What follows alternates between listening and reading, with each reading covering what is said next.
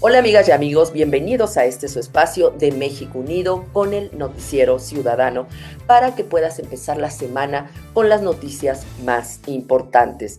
Pues si les parece, comenzamos, pero antes pedirles que por favor se suscriban a nuestro canal y nos ayuden a promover este esfuerzo de comunicación que hacemos para ti.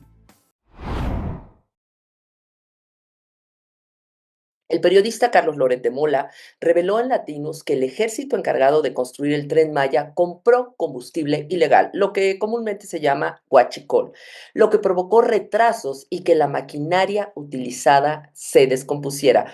O sea, no solo ha tenido muchísimas fallas el Tren Maya, sino ahora tras los materiales de muy poca calidad, obviamente porque los contratos fueron para la familia de López Obrador a través del clan, ahora también el combustible para que pueda moverse también ha causado terribles problemas a la maquinaria. De acuerdo con los testimonios recabados por la periodista Isabela González, dueños de maquinarias, trabajadores y personal que trabaja en el tramo 7 del Tren Maya relataron que el huachicol llegó en pipas sin logos y son pagados por la Secretaría de Defensa Nacional. Todo un ciclo de corrupción. Se echaron a perder las máquinas al mismo tiempo, así lo dijo uno de los entrevistados. Además, en audios presentados en Latinos, se oye que Almircal Olán, integrante de El Clan y amigo de Bobby y Andy López Beltrán, los hijos de López Obrador, tiene conocimiento sobre la compra de Huachicol. Veamos un poco de este reportaje tan completo que hizo Latinos.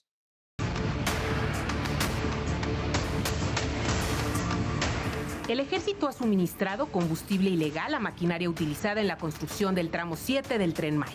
Esto lo aseguran empresarios, supervisores de obra y operadores de equipo pesado que trabajan para la Secretaría de la Defensa Nacional en diversos frentes del tramo que va de Bacalar en Quintana Roo a Escárcega, Campeche, y que han sido afectados por el huachicol. El uso de este combustible, que normalmente es adulterado con aditivos o agua, ha provocado pérdidas por millones de pesos en maquinaria y el retraso en las obras del tramo 7 que sigue en construcción y debió inaugurarse antes de finalizar el sexenio de Andrés Manuel López Obrador. Además de la denuncia hecha por los dueños de los equipos y sus empleados, Latinos tiene en su poder una serie de llamadas entre integrantes del clan que muestran cómo la compra de huachicol ha sido una práctica generalizada en las obras del Tren Maya.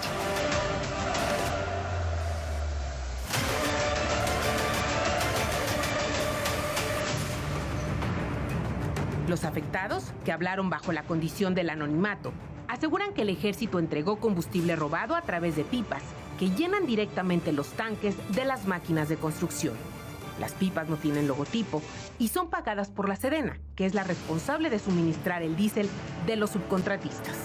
Dueños de equipos y operadores explican que a mitad de 2023, el huachicol provocó una interrupción de los trabajos en el tramo 7. Entonces, cientos de vehículos y máquinas dejaron de funcionar.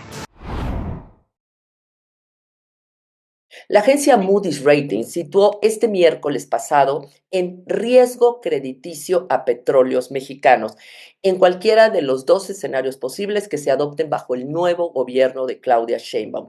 El primer escenario que considera Moody's para enfrentar las pérdidas de la petrolera estatal que nos ha costado miles, cientos de miles de millones, es que Pemex y el gobierno mantengan la estrategia actual, con el foco en la autosuficiencia de combustibles, la soberanía energética que tanto ellos pregonan a través de la refinación y comercialización. La segunda de las posibilidades que contempla Moody's es que Pemex refinancie su deuda en 2025 con la ayuda del gobierno mexicano. Otra vez, nuevamente, nos va a seguir costando carísimo. Según Moody's, los principales riesgos crediticios de Pemex se desplazan hacia el ámbito financiero, alejándose de productos de petróleo en particular. ¿Cómo manejará y abordará las crecientes obligaciones de deuda en 2026 y 2027? Moody's afirma que apoyar a Pemex es cada vez más costoso para el gobierno. Obviamente no es el gobierno, acabamos pagando todas y todos los mexicanos y augura que la necesidad de apoyo de la petrolera se duplicará en 2026 respecto a los niveles de 2019 y 2023, de 2019 a 2023, ante los importantes vencimientos de la deuda y el continuo flujo de efectivo libre negativo. Para 2026, Pemex requeriría unos 17.4 millones de dólares del gobierno para continuar con su política actual centrada en la refinación, según Moody's. Ni tenemos Dos Bocas, que nos ha costado miles y miles de millones de dólares, y Pemex nos sigue costando carísimo. Bueno, pues las decisiones del gobierno de la 4T, el gobierno del régimen morenista, nos queda clarísimo que han hecho con nuestros recursos acciones demasiado irresponsables. Pero si quieren ahorrar en otros rubros, como los organismos autónomos, para eso toman este argumento, pero realmente lo que nos está vaciando las arcas son estas pésimas decisiones por parte de los morenistas. Un adiós con honores. Entre aplausos y gritos, ese ministro sí me representa. Luis María Aguilar se despide de la Suprema Corte de Justicia de la Nación. Ahora el exministro en retiro de la Suprema Corte de Justicia de la Nación estuvo en su última sesión en pleno del máximo tribunal que, al finalizar, se llevó a cabo una ceremonia de despedida en la que el ministro se dijo sentirse muy triste por dejar su asiento. Triste por abandonar a mis amigos, triste porque no voy a participar ya más en este magnífico tribunal constitucional que hemos construido durante por lo menos los últimos 30 años que yo lo he visto. Los ciclos se van dando y se van concluyendo inevitablemente para dar lugar a otras personas que también aspiren a estos cargos. Así lo dijo el ministro Aguilar. Luego de 2 horas y media en las que se discutieron 8 asuntos, la ministra presidenta Norma Piña Hernández declaró un receso de 10 minutos para pasar a la sesión solemne de despedida del ministro Aguilar Morales, a la que no asistió la ministra Yasmín Esquivel Moza. Pues bueno, ustedes pueden ver aquí el video, cómo entre aplausos y gritos de ese ministro sí me representa, finalmente pues se despide nuestro queridísimo ministro Luis María Aguilar. Yo he tenido la fortuna de conocerlo y en verdad es una maravillosa persona en todos los sentidos. Vean ustedes.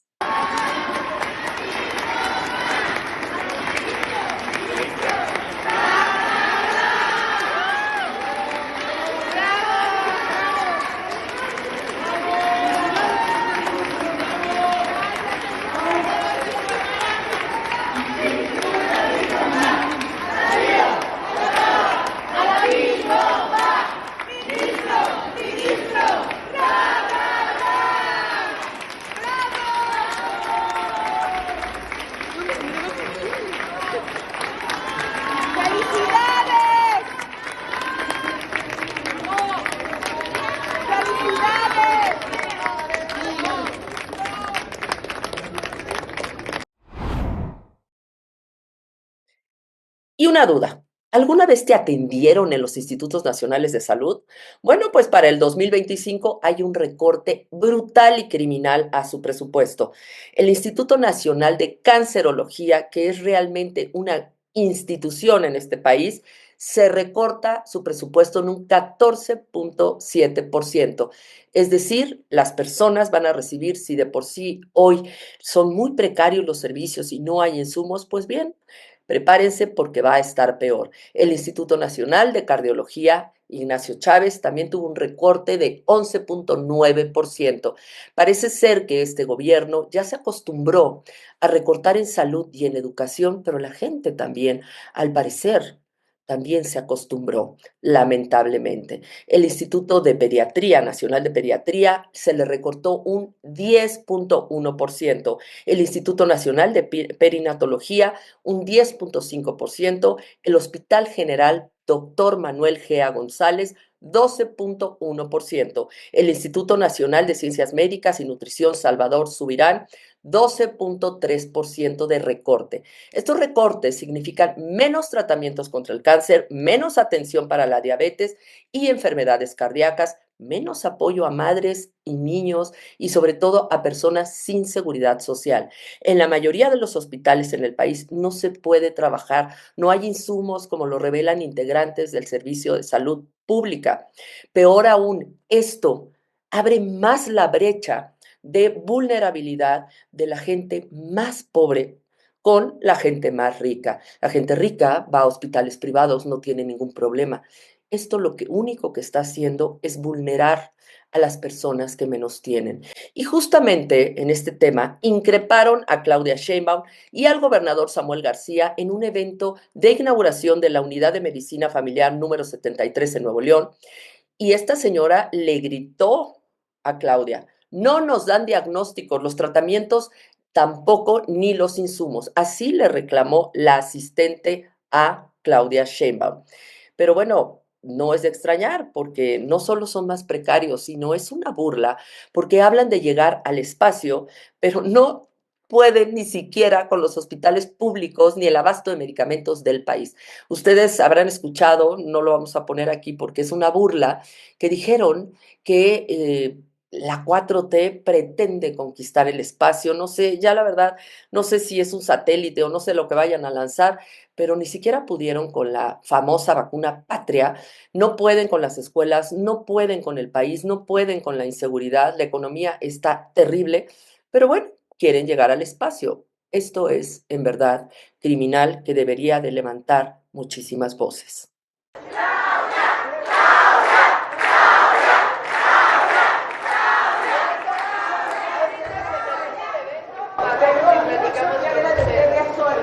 Pero no nos dan los diagnósticos, no nos dan los tratamientos ni los insumos.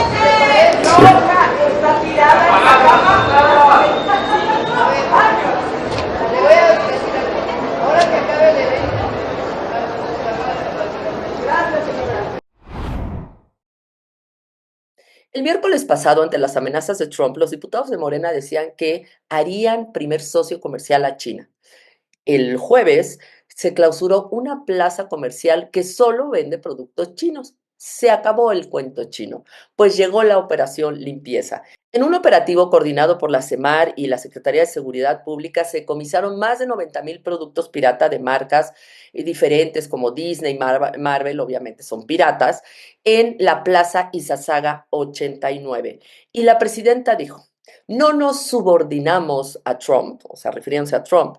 Eso nunca, nunca, así lo dijo. Pues bien, al día siguiente se fueron a incautar productos chinos, que realmente es algo mediático porque no sirve de nada, porque realmente el problema está en las aduanas y esto no representa absolutamente nada cuando están llegando contenedores y contenedores de productos chinos ilegales. Y ellos lo que dijeron fue, no incautamos más porque no nos alcanzaron los camiones. Así lo dijo Ebrard. Realmente es un absurdo porque si vas a hacer un operativo tienes que planear cuántos camiones llevas y hacer el operativo eficaz. Pues bien, esta respuesta de que les hubiera gustado hacerlo bien, pero no lo hicieron bien porque pues no lo planearon, obviamente. Pero ya van 2 meses de este gobierno de pesadilla y el show mediático es una estrategia para decir que todo está bien y que se está trabajando con resultados. Y para muestra un botón, tras este golpe a la Plaza China, el viernes volvieron a operar tranquilamente. Aquí un video de Latinus donde justamente nos habla de esto.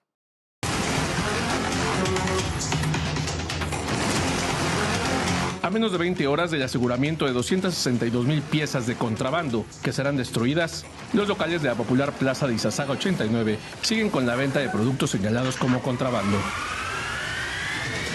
incluido el local 47 de la planta baja, que en el operativo no pudo comprobar la legalidad de su mercancía. Latinos recorrió este viernes varios pisos de la plaza, en la que los locales atendían a cientos de clientes atraídos por novedades a bajos precios. En el piso 10, donde estuvo la mayor parte del operativo, la venta de artículos navideños continúa sin complicaciones. Para los locatarios, el problema en la comercialización de la ropa, calzado y artículos electrónicos proviene de las aduanas. Marta Villaseñor vende ropa de imitación. Es su forma de sobrevivir. No van a solucionar nada. Tienen que irse de raíz a aduanas. ¿De dónde viene la mercancía? ¿De dónde sale? ¿Quién la compró? ¿Qué origen tiene? ¿Quién pagó para que las tengan? La gente la compra a un precio la vende y se gana 20 pesos. Y la gente que tiene los locales ahí, ¿cuánto gana? Y le quitan su mercancía y quitan a tanta gente su modo de vida. Está mal. Del lado de los consumidores, adquirir estos productos es una forma de ahorro. Jesús ha recorrido los 16 pisos de este edificio. Es cliente de la Plaza Izazaga. Acude desde Atizapán de Zaragoza en el Estado de México a comprar regalos de Navidad. Adquirir juguetes de marca es inalcanzable para él. Sí, hay variedad de precios, pues hay que checar, porque sí hay cosas económicas, cosas a buen precio. No porque todos tienen libertad, ¿verdad? Pero que sepan comprar los hijos. La semana pasada finalmente ya le dieron total eliminación por parte de Morena a los organismos autónomos, porque sabemos que a ellos no les gustan los contrapesos, estos organismos autónomos que tanto defendían cuando eran oposición, pues hoy justifican su eliminación. Pues Colosio Riojas acusa a Morena de mentir sobre cuánto se va a ahorrar con la eliminación de órganos autónomos. Aquí lo que nos dice. A nadie debe de extrañarnos que no salgan las cuentas de cómo ni dónde la eliminación de estos organismos va a ahorrar 15,000 millones de pesos, cuando la totalidad del presupuesto que se destinó para todas estas 7 entidades fue apenas de 5,000 millones.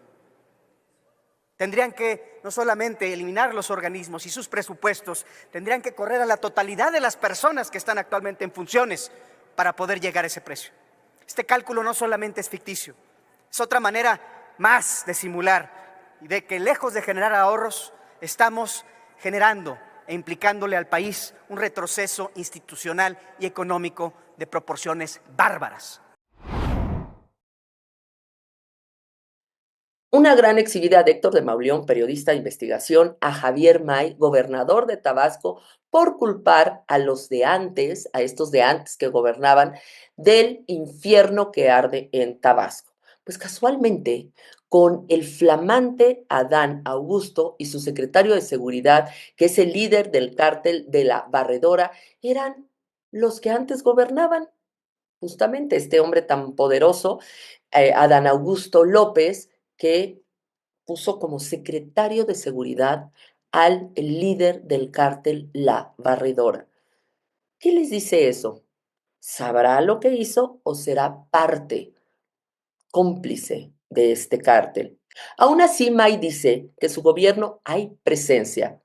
Pues yo creo que presencia, pero nada más del crimen organizado. ¿O ustedes qué creen? Todos saben aquí era Vox Populi, quién comandaba la Barredora, o no sabemos. ¿Sí? Pues no se sabe a ciencia, ahí circulan nombres o no. ¿No? ¿Ah? Sí, ¿no? Quienes estuvieron antes que nosotros tendrán que explicar todo esto, y quienes informaban también tendrán que explicar, ¿no?, si tienen ellos información de que había pacto con la delincuencia organizada. Muy en la escuela de la 4T, el gobernador Javier May y sus plumas a sueldo han intentado desautorizar a quienes exhiben la violencia que sacude al estado de Tabasco. Y muy en la escuela de la 4T, el gobernador Javier May y sus plumas a sueldo han procurado culpar a gobiernos pasados del estado de las cosas que hoy agobian la vida de sus gobernados. Mientras la presidenta Claudia Sheinbaum habla de esfuerzos coordinados y procura evitar el tema, hoy todos los infiernos están ardiendo en Tabasco, una entidad que en su último reporte México Evalúa ubicó como la más violenta a nivel nacional, incluso por debajo de Sinaloa, otro estado en que arden los fuegos del infierno de la inseguridad, la muerte, la violencia.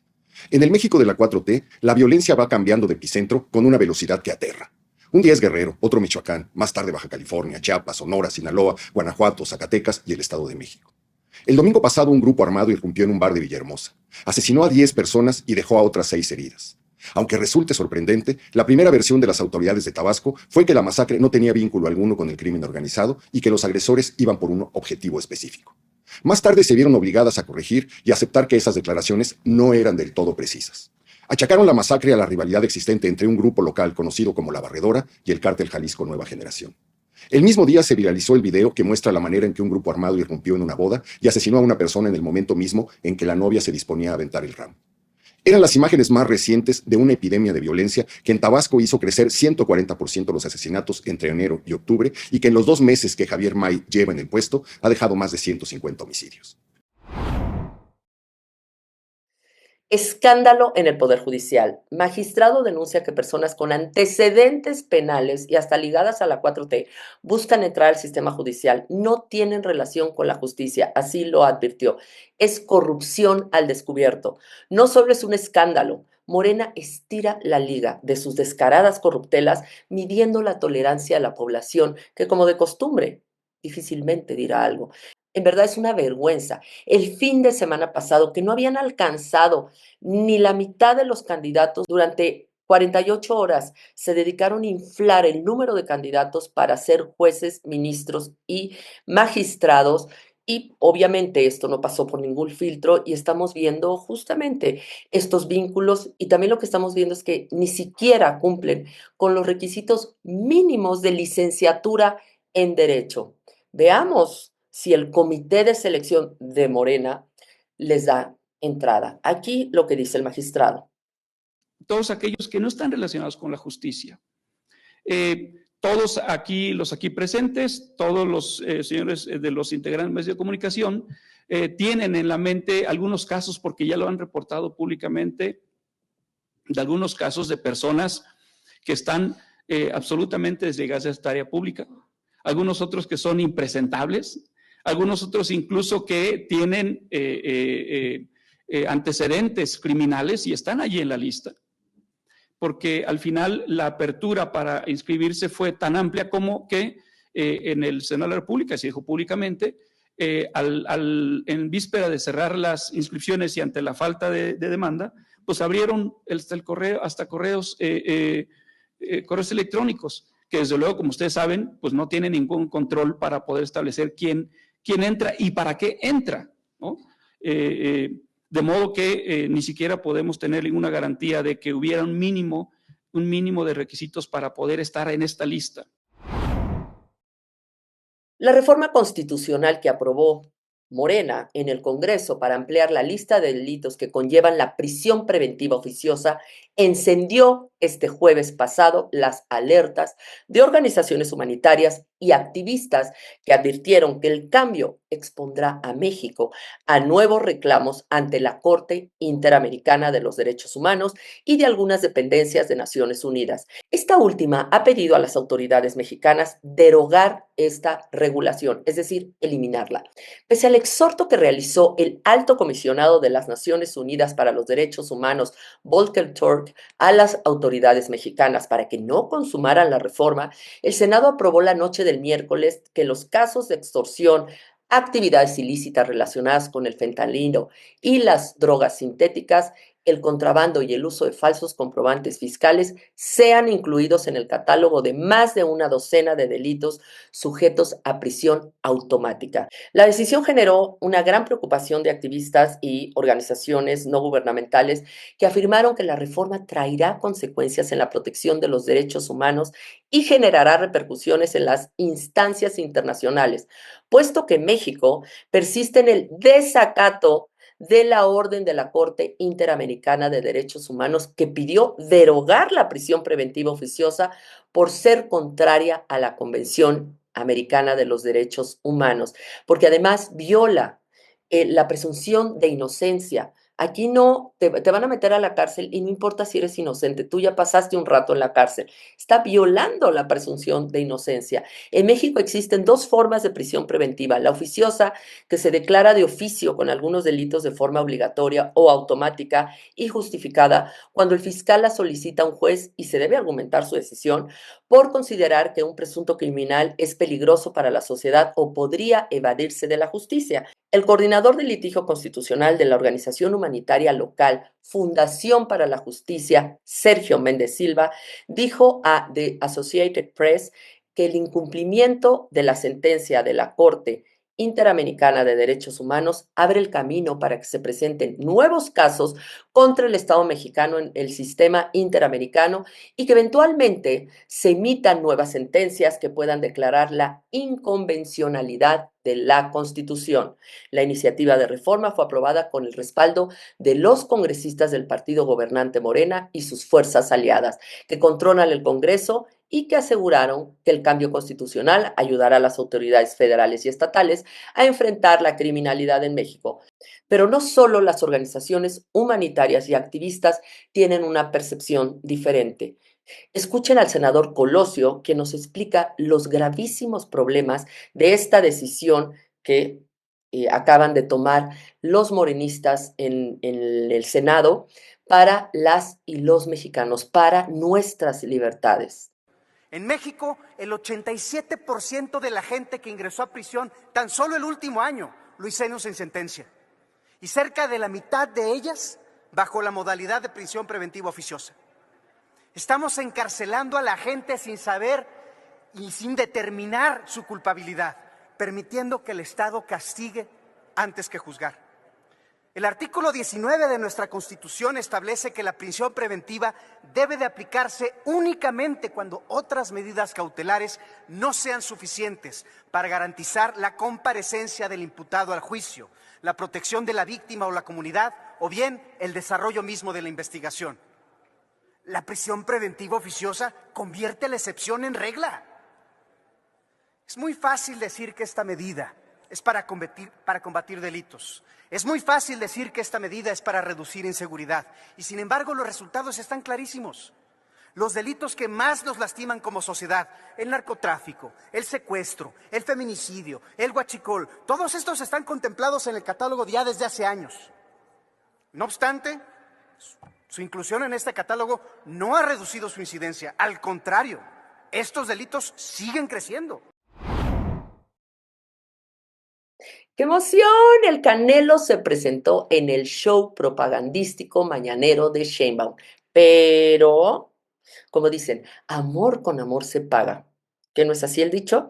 Pues sí, así fue esta espontánea llegada del Canelo a este show propagandístico mañanero de Claudia Sheinbaum. ¿Por qué creen? Porque se le condenó 9.2 millones de pesos que obviamente debió de pagar de impuestos y se le condonaron. El Canelo, ante tanta bondad por parte de Morena, decidió que va a dar una clase de boxeo gratis el próximo abril del 2025. Obviamente, volvemos al lema que tanto le gustaba a López Obrador: amor con amor se paga.